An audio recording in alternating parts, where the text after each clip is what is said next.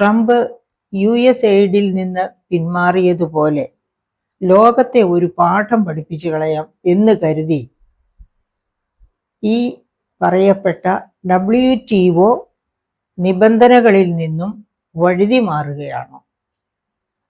1995-ൽ മൊറോക്കോയിലെ മരാക്കേഷിൽ വെച്ചാണ് WTO പൂർണ്ണ രൂപത്തിലെത്തുന്നത്.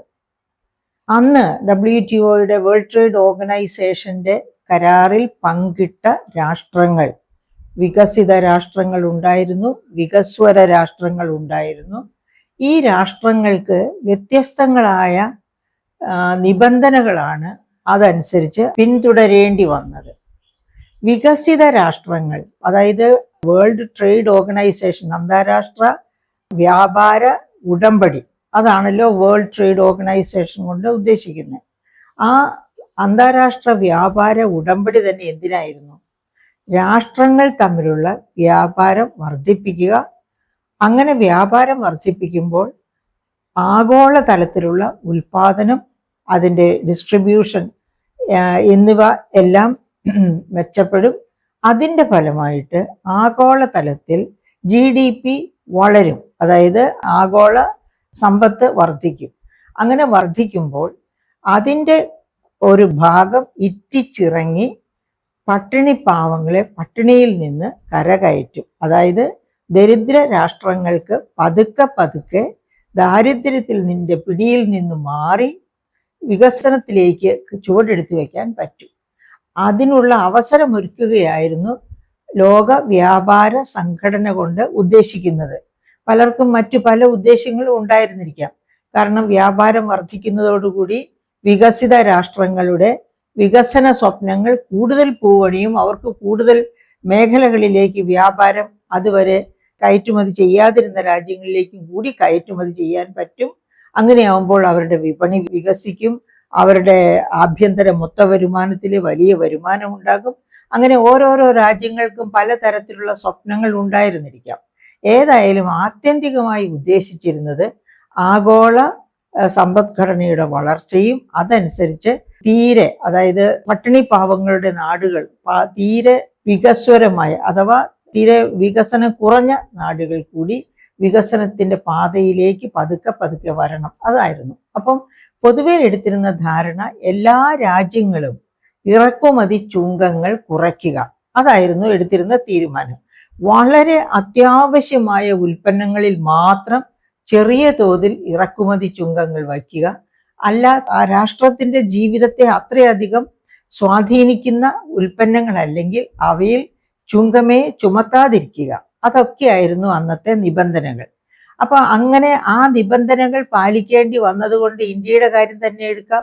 1999, 2000, 2001, 2002 ഈ 3 കേന്ദ്ര ബജറ്റുകളിലായിട്ട് 760-ൽ പരം കാർഷിക ഉൽപ്പന്നങ്ങളുടെ തന്നെയാണ് ചുങ്കം പൂർണ്ണമായിട്ടും ഇളവ് ചെയ്ത് കഴിഞ്ഞത്. അതുകൂടാതെ ധാരാളം ഉൽപ്പന്നങ്ങളുടെ ചുങ്കത്തിൽ കുറേശ്ശെ മാറ്റം കുറവ് വരുത്തി. അങ്ങനെ വലിയ ചുങ്ക വ്യത്യാസങ്ങളാണ് ഈ 3 ബജറ്റുകളിലായിട്ട് ഇന്ത്യയിൽ തന്നെ കൊണ്ടുവന്നത്. അപ്പം ഇത് ഈ WTOയുടെ ഉടമ്പടി നടപ്പാക്കി തുടങ്ങിയതിന് ശേഷം അമേരിക്ക, ഇപ്പൊ ട്രംപ് പറയുന്നത് കേട്ടാൽ നമുക്ക് തോന്നുക അമേരിക്ക വലിയ തോതിൽ പാവപ്പെട്ട രാഷ്ട്രങ്ങൾക്ക് വേണ്ടി എന്തോ വലിയ ത്യാഗം ചെയ്തു എന്നാണ് നമുക്ക് തോന്നുക. ഒരു ത്യാഗവും അല്ല ചെയ്തത്. WTOയുടെ ഉടമ്പടിയിൽ തന്നെ ഉണ്ടായിരുന്നു വികസിത രാഷ്ട്രങ്ങൾ ചുങ്കം കൂടുതൽ കുറയ്ക്കുക, വികസ്വര രാഷ്ട്രങ്ങൾ ചുങ്കം കുറയ്ക്കണം, പക്ഷേ വികസിത രാഷ്ട്രങ്ങൾ കുറയ്ക്കുന്ന അത്ര അളവിൽ വേണ്ട, അതായിരുന്നു. അപ്പം അതുകൊണ്ട് ഉദ്ദേശിച്ചിരുന്നത് വികസ്വര രാഷ്ട്രങ്ങളിൽ നിന്ന് വികസിത രാഷ്ട്രങ്ങളിലേക്ക് കൂടുതൽ കയറ്റുമതി ചെയ്യാൻ പറ്റണം. കാരണം വികസിത രാഷ്ട്രങ്ങളാണ് ചുങ്കം കൂടുതൽ കുറയ്ക്കുന്നത്. അപ്പൊ അങ്ങോട്ട് കടന്നു കയറാൻ വികസിത രാഷ്ട്രങ്ങളുടെ ഉൽപ്പന്നങ്ങൾക്ക് കഴിയണം.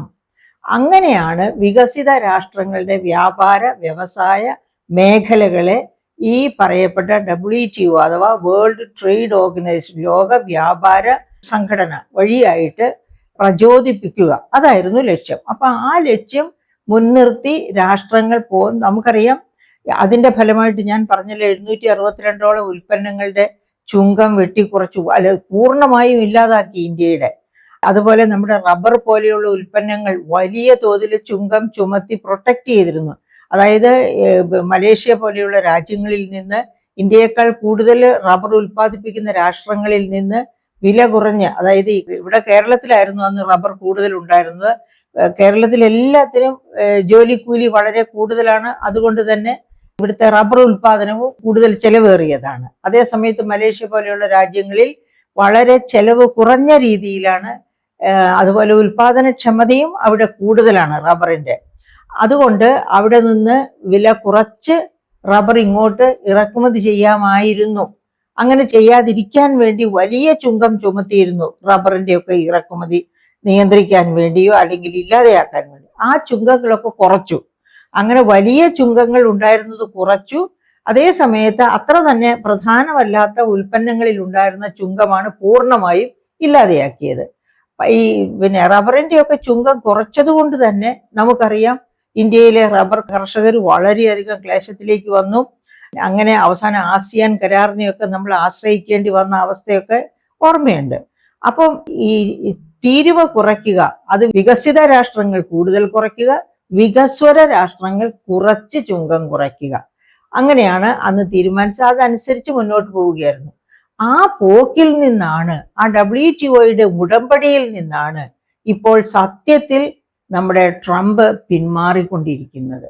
അത് ട്രംപിന്റെ ഹുങ്ക് കൊണ്ട് തന്നെയാണ് അങ്ങനെ പിന്മാറുന്നത്.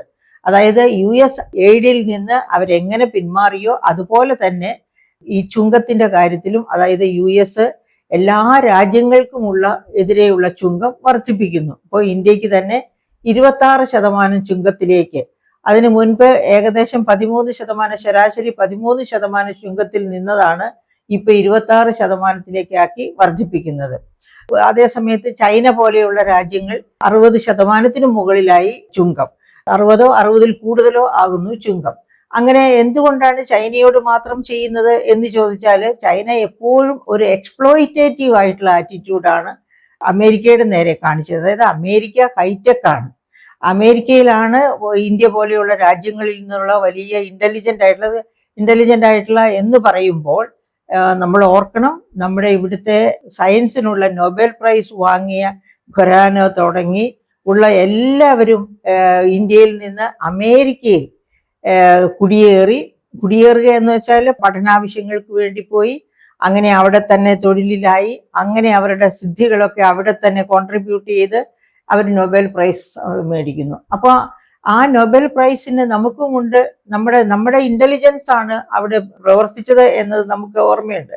അപ്പൊ അങ്ങനെ ലോകത്തിന്റെ വിവിധ ഭാഗങ്ങളിൽ നിന്ന് സമാഹരിക്കപ്പെടുന്ന ഇന്റലിജൻസ്, ആ ഇന്റലിജൻസിനാണ് അവിടെ ഏറ്റവും കൂടുതൽ, അങ്ങനെയുള്ള വിവിധ രാജ്യങ്ങളിൽ നിന്നുള്ള മിടുക്കരാണ് സാമ്പത്തിക ശാസ്ത്രത്തിന് ഒക്കെയുള്ള നൊബേൽ പ്രൈസ് വാങ്ങിച്ചുകൊണ്ടിരിക്കുന്നത്. അപ്പം എന്ന് വെച്ചാൽ അമേരിക്ക സമാഹരിക്കുന്ന ഈ ആഗോള അതുപോലുള്ള സിദ്ധികൾ, ആ സിദ്ധികളുടെ പ്രയോജനമായിട്ട് അവിടെ ഉണ്ടാകുന്ന ടെക്നോളജിക്കൽ ഡെവലപ്മെന്റ്, ആ ഡെവലപ്മെന്റ് അതുപോലെ പകർത്തി ചൈനയിലേക്ക് കൊണ്ടുപോകുന്ന മികവാണ് ചൈന എല്ലായ്പ്പോഴും തന്നെ കാണിച്ചിരുന്നത്. അത് അമേരിക്കൻ ബ്യൂറോക്രസിക്ക് അറിയാവുന്നത് കൊണ്ടാണ് ചൈനയുടെ പേരിൽ ഇന്ത്യയോട് ചാർത്തതിനേക്കാൾ ഇരട്ടിയിലധികം തീരുവ ചൈനയുടെ മുകളിൽ ചാർത്തുന്നത്. അപ്പൊ അത് നമുക്ക് മനസ്സിലാക്കാവുന്നതേ ഉള്ളൂ. അതായത് ചൈന അമേരിക്കയെ ഓവർകം ചെയ്യാനായിട്ട് വികസനത്തില്, അതുപോലെ GDPയിൽ ഇപ്പൊ തന്നെ അറിയാമല്ലോ, GDPയുടെ കാര്യം എന്താ നോക്കിയാൽ ലോകത്തെ ഒന്നാമത്തെ GDP ആയ അമേരിക്കയ്ക്ക് 28 ട്രില്യനോ അതിന് മുകളിലോ ആണ് GDP. ചൈനയുടെ GDP ആണെങ്കിൽ 18 ട്രില്യൺ ആണ്. അത് അമേരിക്കയെ ഓവർടേക്ക് ചെയ്യുക എന്ന് പറയുന്നത് അത്ര എളുപ്പമുള്ള കാര്യമല്ല. എന്തായാലും അതിനാണ് അവർ ട്രൈ ചെയ്യുന്നത്. അതുപോലെ ടെക്നോളജിയിലും, ആർട്ടിഫിഷ്യൽ ഇന്റലിജൻസോ ഏത് തരത്തിലുള്ള ടെക്നോളജി ആണെങ്കിലും അമേരിക്ക ഒരു ചുവട് വെക്കുമ്പോൾ 2 ചുവട് മുമ്പോട്ട് വെക്കണം എന്ന താല്പര്യത്തോടു കൂടിയാണ് ചൈന പ്രവർത്തിക്കുന്നത്. ചൈന സ്പൈ വർക്ക് പോലെയാണ് അമേരിക്ക ആഗോളതലത്തിൽ നിന്ന് ആർജിച്ചെടുക്കുന്ന ആ ടെക്നോളജി. ചൈനയും അത് തന്നെയല്ലേ ചെയ്യുന്നതെന്ന് ഒരു പക്ഷെ നമുക്ക് തോന്നിയേക്കാം. പക്ഷെ അങ്ങനെയല്ല. അമേരിക്ക ആകർഷിക്കുന്നത് നല്ല മിടുമിടുക്കരായ വിദ്യാർത്ഥികളെയാണ് അമേരിക്കയിലേക്ക് ആകർഷിക്കുന്നത്. അവിടെ പഠിച്ചു കഴിയുമ്പോൾ അവർ മിടുമിടുക്കർ എന്ന് കണ്ടു കഴിഞ്ഞാൽ അവരെ അവിടെ തന്നെ പ്രോത്സാഹിപ്പിച്ച് നിർത്തി അവരുടെ ഇന്റലിജൻസ് ടാപ്പ് ചെയ്യുന്നു. അങ്ങനെ ടാപ്പ് ചെയ്താണ് ടെക്നോളജിയിൽ അവർ അഡ്വാൻസ് ചെയ്യുന്നത്. അങ്ങനെ ആ ഒരു അതായത് അവർ കൊടുത്തുകൊണ്ടാണ് എടുക്കുന്നത്, അല്ലാതെ കൊടുക്കാതെ അല്ല എടുക്കുന്നത്. മറിച്ച് ചൈന മോഷ്ടിക്കുന്ന രീതിയിലാണ് പലപ്പോഴും അമേരിക്കയിൽ നിന്ന് ടെക്നോളജി കടത്തിക്കൊണ്ടുപോകുന്നത്. അതുകൊണ്ടാണ് അത് ചൈന രണ്ട് തരത്തിൽ കാണുന്നത്. ഓക്കെ, അപ്പൊ രണ്ടായാലും ട്രംപിന്റെ ഈ ഒരു തീരുമാനം, അതായത് WTOയുടെ ഉടമ്പടിയിൽ നിന്നുള്ള ഒരു മറുകണ്ഠം ചാടൽ, അത് ആരും അറിയാത്ത പോലെ ലോകത്തെ മുഴുവനും വിഡ്ഢികളാക്കിക്കൊണ്ടാണ്, WTOയുടെ ഭാരവാഹികളെ പോലും ഒരുപക്ഷെ വിഡ്ഢികളാക്കിക്കൊണ്ടായിരിക്കാം ഇപ്പോൾ അമേരിക്കയുടെ ഒരു ഫ്രീഡം, ഞങ്ങൾക്ക് സ്വാതന്ത്ര്യം കിട്ടുന്നു. എന്തിൽ നിന്നുള്ള സ്വാതന്ത്ര്യം? ചുങ്കം ഏർപ്പെടുത്തുവാനുള്ള സ്വാതന്ത്ര്യം, അതുപോലെ ചുങ്കത്തിൽ നിന്ന് മാറി നിൽക്കാനുള്ള, അതായത് മറ്റു രാജ്യങ്ങൾ ഞങ്ങളുടെ മേൽ ചുങ്കം ചുമത്തുന്നത് വെട്ടിക്കുറയ്ക്കാനുള്ള സ്വാതന്ത്ര്യം, മറ്റു രാഷ്ട്രങ്ങളുടെ മേൽ വലിയ ചുങ്കം ചുമത്തുവാൻ ഞങ്ങൾക്കുള്ള സ്വാതന്ത്ര്യം. ഇങ്ങനെയുള്ള രണ്ട് സ്വാതന്ത്ര്യം അനുഭവിക്കുന്ന ഒരു ദിവസം, അതായത് ഒരു വലിയ ഫ്രീഡത്തിലേക്ക്, സാമ്പത്തിക ഫ്രീഡത്തിലേക്ക് ഉള്ള കടന്നുകയറ്റം, ഇതുവഴിയായിട്ട് GDPയിലുള്ള വർധനവ് വളരെ പെട്ടെന്നായിരിക്കുമെന്നാണ് ട്രംപ് കാണുന്നത്. അപ്പം എല്ലാ തരത്തിലുള്ള ചുങ്കത്തെ പറ്റിയും പ്രത്യേകിച്ച് ഞാൻ പറഞ്ഞു പോകുന്നില്ല. പക്ഷേ ഈ ചുങ്ക രാജാവിന് ഇതിൻ്റെതായ തിരിച്ചടികൾ അനുഭവിക്കേണ്ടി വരുമോ? തിരിച്ചടികൾ അനുഭവിക്കേണ്ടി വരും എന്ന് തന്നെ വേണം നമുക്ക് കണക്ക് കൂട്ടാനായിട്ട്. ഇപ്പൊ ഉദാഹരണത്തിന് വണ്ടികൾ, കാറ്, നല്ല വണ്ടികൾ ഉൽപ്പാദിപ്പിക്കുന്ന ജർമ്മനിയുണ്ട്, ജപ്പാനുണ്ട്, അങ്ങനെ പല രാജ്യങ്ങളുണ്ട്, റഷ്യയുണ്ട്, നല്ല കാറുകൾ ഉൽപ്പാദിപ്പിക്കുന്ന പല രാജ്യങ്ങളുമുണ്ട്. അങ്ങനെയുള്ള രാജ്യങ്ങളിൽ നിന്നൊക്കെ 25% ഡ്യൂട്ടി അത്തരം വാഹനങ്ങളിൽ ചുമത്തും എന്ന് പറയുമ്പോൾ അവിടെ നിന്നൊക്കെയുള്ള വാഹനങ്ങൾ അമേരിക്കയിലേക്ക് ഇറക്കുമതി ചെയ്യുന്നത് കുറയും, തീർച്ചയായിട്ടും കുറയും. അപ്പൊ അമേരിക്കൻ വാഹനങ്ങൾ കൂടുതൽ ചെലവാകും. അതുപോലെ തന്നെ അമേരിക്കൻ വാഹന വിപണിയിൽ അമേരിക്കയുടേതായ കയ്യൊപ്പുണ്ടാകും. അതാണ് ട്രംപ് ആഗ്രഹിക്കുന്നത്. പക്ഷേ ഈ അമേരിക്കയുടേതായ കയ്യൊപ്പുണ്ടാകുമ്പോൾ അവിടെ വേറെ പല തിരിച്ചടികളും അതേ സമയത്ത് തന്നെ അമേരിക്ക ഏൽക്കേണ്ടി വരും. അതായത് പാർട്സ്, ഓർമ്മിക്കണം, പിറ്റ്സ്ബർഗ് പോലെയുള്ള നഗരങ്ങൾ, പെൻസിൽവേനിയയിലെ പിറ്റ്സ്ബർഗ് പോലെയുള്ള നഗരങ്ങൾ വലിയ ഓട്ടോമൊബൈൽ ഇൻഡസ്ട്രിയുടെ ഹബ്ബായിരുന്നു അമേരിക്കയിൽ. എന്നിട്ട് എന്താണ് ആ ഓട്ടോമൊബൈൽ ഇൻഡസ്ട്രി പറിച്ച് മറ്റു രാജ്യങ്ങളിലേക്ക് നട്ടതും അമേരിക്ക അതിനുള്ള പ്രാധാന്യം കുറച്ചു കളഞ്ഞതും ഇടക്കാലം കൊണ്ട്? Because of pollution. വലിയ മാനുഫാക്ചറിങ് ഇൻഡസ്ട്രീസ് വളർന്നു വരുമ്പോഴേക്ക് അതുവഴി വലിയ തരത്തിലുള്ള പൊല്യൂഷൻ. ഇപ്പോൾ തന്നെ നമുക്കറിയാം, ലോകത്തെ ഏറ്റവും കൂടുതൽ പൊല്യൂട്ട് ചെയ്യുന്ന രാഷ്ട്രങ്ങളിൽ ഒന്നാം സ്ഥാനമാണ് അമേരിക്കയ്ക്കുള്ളത്. അപ്പൊ അങ്ങനെയുള്ള അമേരിക്ക ഈ മാനുഫാക്ചറിങ് ഇൻഡസ്ട്രീസിനെയൊക്കെ അവരെന്താണ് ചെയ്തത്? പൊല്യൂഷൻ ഉണ്ടാക്കുന്ന മാനുഫാക്ചറിങ് ഇൻഡസ്ട്രീസിനെ എല്ലാം മറ്റു രാജ്യങ്ങളിലേക്ക് പറിച്ചു നട്ടു. അങ്ങനെ സ്വന്തം നാട്ടിൽ അമേരിക്കയിൽ പൊല്യൂഷൻ ഏറ്റവും കുറവുണ്ടാക്കുന്ന വ്യവസായങ്ങളെ മാത്രം അവിടെ വളരാൻ പ്രോത്സാഹിപ്പിച്ചു. അതിന്റെ ഉദാഹരണമാണല്ലോ സിലിക്കൺ വാലി വഴിയായിട്ട് പൊല്യൂഷൻ നടക്കുന്നില്ല. അപ്പൊ അതേ സമയത്ത് ഇപ്പോ ഈ അതായത് കാർ മാനുഫാക്ചറിങ്, അമേരിക്ക ഒന്നാം തരം കാർ മാനുഫാക്ചറിങ് ഹബ്ബായിട്ട് മാറും. അത് പിറ്റ്സ്ബർഗ് അങ്ങനെ ആയിരുന്നു എന്നുള്ള കാര്യം ഒരുപക്ഷെ ട്രംപ് അല്ലെങ്കിൽ എലൺ മസ്ക് ഒക്കെ മറക്കുന്നുണ്ടാകും. എന്നിട്ട് എന്തുകൊണ്ട് അവിടെ നിന്ന് അതൊക്കെ മാറ്റിക്കളഞ്ഞു? ഇപ്പം പിറ്റ്സ്ബർഗും ഒരു IT ഹബ്ബായി മാറി. എന്തുകൊണ്ടാണ് അത് സംഭവിച്ചത്? അമേരിക്കയ്ക്ക് പൊല്യൂഷൻ കുറച്ചു കൊണ്ടുവരേണ്ടി ഇരുന്നു. ഇപ്പോഴും ഏറ്റവും കൂടുതൽ ലോകത്തെ പൊല്യൂട്ട് ചെയ്യുന്ന രാഷ്ട്രമായിട്ട് ഇരിക്കുകയാണ് അമേരിക്ക. ആ സാഹചര്യത്തില് ആണ് ട്രംപ് ഈ കാർ മാനുഫാക്ചറിങ് ഒക്കെ അമേരിക്കയിൽ ഇനി വളർന്നു വരട്ടെ, അങ്ങനെ അമേരിക്കയിൽ തൊഴിൽ സാധ്യതകൾ വർദ്ധിക്കട്ടെ, ഇവിടെ ഉൽപാദനം വർദ്ധിക്കുന്നത് കൊണ്ട് നമ്മുടെ GDP വളരട്ടെ എന്നൊക്കെ പറയുന്നത്. അപ്പോൾ ഈ പറയപ്പെട്ട ഒരിക്കൽ വേണ്ടെന്ന് വെച്ച് നിർത്തി മറ്റു രാജ്യങ്ങളിലേക്ക് കയറ്റി അയക്കപ്പെട്ട തരത്തിലുള്ള വ്യവസായം ഇനിയും അമേരിക്കയിലേക്ക് തിരിച്ചു വിളിച്ചാൽ എന്തായിരിക്കും? അമേരിക്കയ്ക്ക് ആഗോള പൊല്യൂഷനിലുള്ള, മലിനീകരണത്തിലുള്ള പരിസ്ഥിതി മലിനീകരണത്തിലുള്ള പങ്ക്, ആ പങ്ക് എങ്ങനെ ലഘൂകരിക്കാൻ പിന്നെ അമേരിക്കയ്ക്ക് പറ്റും.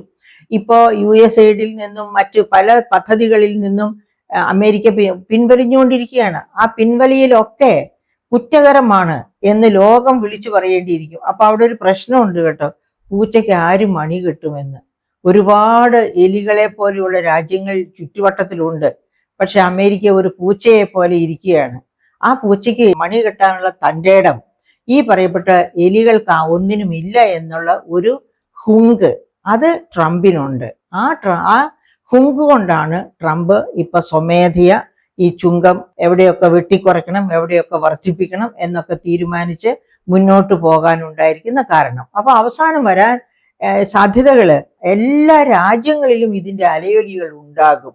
ഓരോരുത്തരുടെയും ഇമ്പോർട്ട് എക്സ്പോർട്ട് ഒക്കെ ഇതുവഴിയായിട്ട്, അതായത് WTO ആഗ്രഹിച്ചത് സ്വതന്ത്ര വ്യാപാരം വഴിയായിട്ട് എല്ലാ ലോക രാജ്യങ്ങളും ഒരുപോലെ വികസിച്ചു വരണമെന്നാണ്.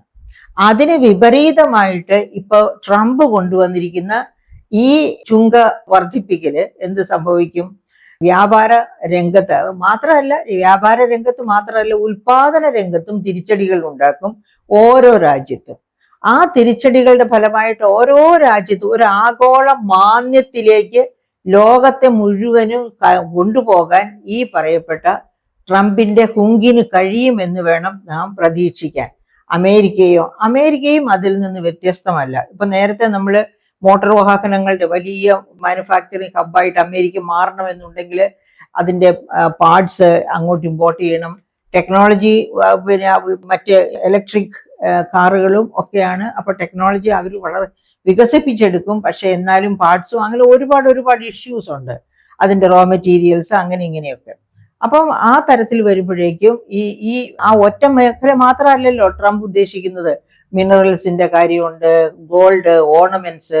ഇപ്പൊ ഇന്ത്യയിൽ നിന്നൊക്കെ ഏറ്റവും കൂടുതൽ അങ്ങോട്ട് കൊണ്ടുപോകുന്നത് ഗോൾഡ് ആൻഡ് ഡയമണ്ട് ഓർണമെന്റ്സ് ആണ്. അപ്പൊ അങ്ങനെയുള്ള കാര്യം ഏതൊക്കെ രാജ്യങ്ങളിൽ നിന്നാണ് ഇമ്പോർട്ടും എക്സ്പോർട്ടും നടന്നുകൊണ്ടിരിക്കുന്നത്, ആ രാജ്യങ്ങളിലൊക്കെ ട്രംപിന്റെ ഈ ചുങ്കത്തിലെ വ്യത്യസ്തമായ റേറ്റുകൾ എന്ത് മാറ്റം വരുത്തുക, അതിന്റെ അലയൊലികൾ ഒക്കെ തന്നെ അമേരിക്കയിലും ഉണ്ടാകും. അമേരിക്കയും ഒരു റിസഷനിലേക്ക് പോയി കൂടുന്നില്ല. അപ്പം ആഗോളതലത്തിൽ തന്നെ വലിയ പ്രതിസന്ധികൾ സൃഷ്ടിക്കാൻ പോന്നതാണ് ട്രംപിന്റെ ഈ തീരുമാനം. ഇനി ആ പ്രതിസന്ധികളുടെ ഫലമായിട്ട് ഓരോരുത്തരും റിട്ടാലിയേറ്റ് ചെയ്യാൻ തുടങ്ങുകയാണെങ്കിൽ ഒരു പക്ഷേ അത് തന്നെ ഇനിയും വലിയ യുദ്ധങ്ങളിലേക്ക് രാഷ്ട്രങ്ങളെ കൊണ്ടുവന്നാക്കിയേക്കാം. ഉദാഹരണം ചൈനയും റഷ്യയും കൈകോർത്താൽ ഒരു പക്ഷെ ഒരു 3ാം ലോക മഹായുദ്ധത്തിലേക്ക് തന്നെ അത് വഴിവെച്ചു എന്നിരിക്കാം. അപ്പം അങ്ങനെ ആഗോളതലത്തിൽ സംഘർഷഭരിതമാക്കി തീർക്കുന്ന വ്യാപാര വ്യവസായ രീതികളിലേക്ക് ലോകത്തെ കൊണ്ടെത്തിക്കുകയാണ് ട്രംപിന്റെ ഇപ്പോഴത്തെ ഈ താരിഫ് നയം തീർത്തും തെറ്റാണ്. WTO എന്തിന് നിലവിൽ വന്നു, എന്തിന് താരിഫ് നയം കൊണ്ടുവന്നു, അതിനെയൊക്കെ തകിടം മറിക്കുന്നതാണ് ഇപ്പോൾ ട്രംപ് സ്വീകരിക്കുന്ന ഈ താരിഫ് നയം. ആ ട്രംപ് എന്ന പൂച്ചയ്ക്ക് ആരെങ്കിലും മണി കിട്ടിയാൽ മാത്രമേ ഇതിൽ നിന്ന് ആഗോളതലത്തിൽ എല്ലാ രാജ്യങ്ങളെയും രക്ഷപ്പെടുത്തി നമ്മുടെ വ്യാപാര വ്യവസായ മേഖലകളെ സ്ഥിരതയോടുകൂടി കാത്തുരക്ഷിക്കാൻ, അതായത് ലോക വ്യാപാര വ്യവസ്ഥിതിയെ സ്ഥിരതയോടുകൂടി സംരക്ഷിക്കപ്പെടണമെന്നുണ്ടെങ്കിൽ, അതായത് WTO ആഗോളതലത്തിൽ വ്യാപാര വ്യവസായ വളർച്ച കൈവരിക്കാൻ വേണ്ടി കൊണ്ടുവന്ന ഉടമ്പടിയാണ്. ആ ഉടമ്പടിക്ക് പാരവെച്ചുകൊണ്ട് അതിൽ നിന്ന് ഏകപക്ഷീയമായി പിന്മാറുകയും ഏകപക്ഷീയമായി ചുങ്കം കൂട്ടുക, കുറയ്ക്കുക, ഈ തരത്തിൽ രാജ്യങ്ങൾ തമ്മിലുള്ള ശത്രുത വർദ്ധിപ്പിക്കുക ഒക്കെ ചെയ്യുന്ന തരത്തിൽ ഉള്ള ചുവടുവയ്പ്പുകളുമായിട്ട് മുന്നോട്ട് പോകുന്ന ട്രംപ് എന്ന പൂച്ചയ്ക്ക് മണി കെട്ടാൻ ഏതെങ്കിലും എലി തയ്യാറായേ പറ്റൂ.